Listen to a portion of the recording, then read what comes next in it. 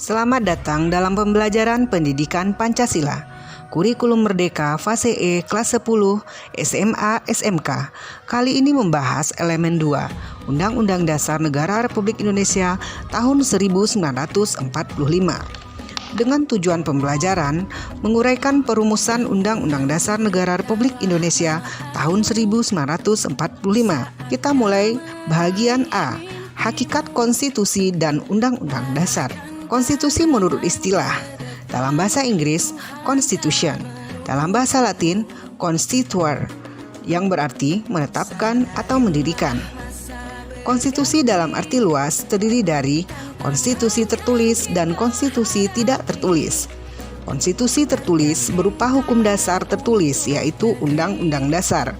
Sedangkan konstitusi tidak tertulis berupa konvensi atau kebiasaan ketatanegaraan.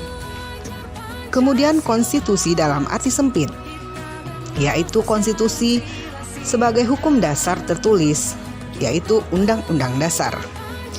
Dapat dijelaskan bahwa konstitusi merujuk pada hukum dasar yang menjadi pegangan dalam penyelenggaraan suatu negara.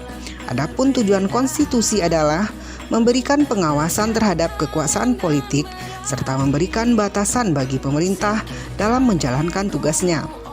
Undang-Undang Dasar memberikan panduan tentang bagaimana pemerintahan akan dibentuk, para pemimpin dipilih, kedudukan lembaga-lembaga negara, serta hak dan kewajiban negara. Konstitusi memiliki kedudukan sebagai hukum dasar dan sebagai hukum tertinggi. Sebagai hukum dasar disebabkan konstitusi berisi berbagai aturan mengenai hal-hal mendasar dalam kehidupan negara, termasuk mengenai lembaga-lembaga negara dan peraturan perundang-undangan beserta isinya. Sebagai hukum tertinggi, disebabkan konstitusi paling tinggi kedudukannya dibanding aturan-aturan lain. Semua aturan atau hukum negara tidak boleh bertentangan dengan konstitusi. Tujuan konstitusi menurut Jimli Asidik 2010 sebagai hukum tertinggi. Konstitusi mewujudkan tujuan tertinggi, yaitu pertama, menghadirkan keadilan atau justice, yang kedua, memberi ketertiban atau order, yang ketiga, perwujudan nilai-nilai ideal seperti kemerdekaan atau kebebasan, serta kemakmuran dan kesejahteraan. Tujuan konstitusi menurut Maurice Haureau adalah untuk menjaga keseimbangan antara ketertiban, kekuasaan, dan kebebasan. Konstitusi memiliki dua fungsi. Fungsi pertama, menentukan dan membatasi kekuasaan negara. Tiap konstitusi mengatur pembagian kekuasaan negara. Lembaga-lembaga negara atau pemerintah pemegang masing-masing kekuasaan serta batas-batas kekuasaan dan hubungan antar lembaga negara.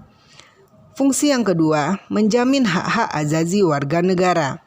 Dalam konstitusi dicantumkan berbagai ketentuan mengenai pengakuan dan jaminan hak-hak azazi warga negara. Bahagian B, Perumusan Undang-Undang Dasar Negara Republik Indonesia tahun 1945. Proses perumusan dilakukan sebelum Indonesia merdeka oleh Dokuritsu Junbi Kosakai atau BPUPKI. Pada sidang tanggal 10-16 Juli 1945, BPUPK membentuk panitia-panitia kecil, antara lain Panitia Hukum Dasar, Panitia Pembelaan Tanah Air, Panitia Ekonomi dan Keuangan. Kemudian Panitia Hukum Dasar membentuk panitia kecil yang bernama Panitia Perancang Undang-Undang yang bertugas merancang isi Undang-Undang Dasar dengan Ketua Supomo, anggota Wongso Negoro, Ahmad Subarjo Jojoadi Suwarjo, Alexander Andreas Maramis, Panji Singgih, dan Sukiman Wirjo Sanjoyo.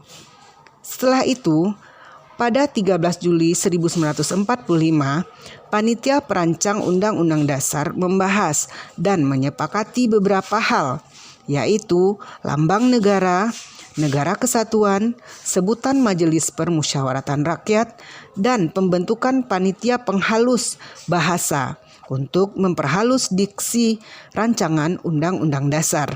BPUPK menggelar sidang pleno. Pembacaan tentang pernyataan kemerdekaan. Sidang menghasilkan 3 hal pokok. Pertama, pernyataan Indonesia merdeka. Kedua, pembukaan Undang-Undang Dasar. Ketiga, batang tubuh Undang-Undang Dasar. Pada 15 Juli 1945, BPUPK menggelar sidang dengan agenda pembahasan rancangan Undang-Undang Dasar. Kemudian, pada tanggal 16 Juli 1945, dengan suara bulat, naskah Undang-Undang Dasar diterima dalam sidang BPUPK. Dengan demikian, tugas BPUPK pun berakhir. Bahagian C. Pengesahan Undang-Undang Dasar Negara Republik Indonesia tahun 1945 diawali dengan pembentukan PPKI. BPUPK dibubarkan 7 Agustus 1945, kemudian dibentuk Dokuritsu Junbi Inkai atau Panitia Persiapan Kemerdekaan Indonesia yang disingkat dengan PPKI, dengan tugas meresmikan pembukaan atau preambul dan batang tubuh Undang-Undang Dasar Negara Republik Indonesia tahun 1945. Kemudian melanjutkan kerja BPUPK, yaitu mempersiapkan pemindahan kekuasaan dari pihak pemerintah pendudukan militer Jepang kepada bangsa Indonesia dan mempersiapkan segala sesuatu yang berhubungan dengan masalah ketatanegaraan Indonesia. Keanggotaan PPKI. PPKI dipilih oleh Marsekal Hisaishi Terauchi sebanyak 21 orang, 12 orang dari Jawa, 3 orang dari Sumatera, 2 orang dari Sulawesi, 1 orang dari Kalimantan, 1 orang dari Nusa Tenggara, 1 orang dari Maluku, dan 1 orang dari golongan Tionghoa. Ternyata ada 6 orang anggota yang ditambahkan tanpa sepengetahuan Jepang, yang bertujuan agar Jepang tidak dapat mengintervensi proses dan hasil sidang PPK. Penyelenggaraan sidang PPKI tanggal 18 Agustus 1945 dengan agendanya menetapkan dan mengesahkan rancangan Undang-Undang Dasar. Pembahasan rancangan Undang-Undang Dasar dilakukan dalam suasana penuh rasa kekeluargaan, cermat, teliti, saling menghargai antar anggota, dan bertanggung jawab. Sidang menghasilkan keputusan-keputusan sebagai berikut. Yang pertama, menetapkan dan mengesahkan Undang-Undang Dasar Negara Republik Indonesia tahun 1945.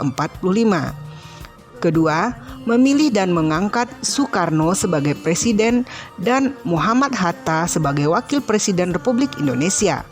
Ketiga, membentuk Komite Nasional Indonesia Pusat atau KNIP, berfungsi membantu Presiden dan Wakil Presiden sebelum lembaga-lembaga negara yang diharapkan Undang-Undang Dasar Negara Republik Indonesia tahun 1945 terbentuk secara resmi.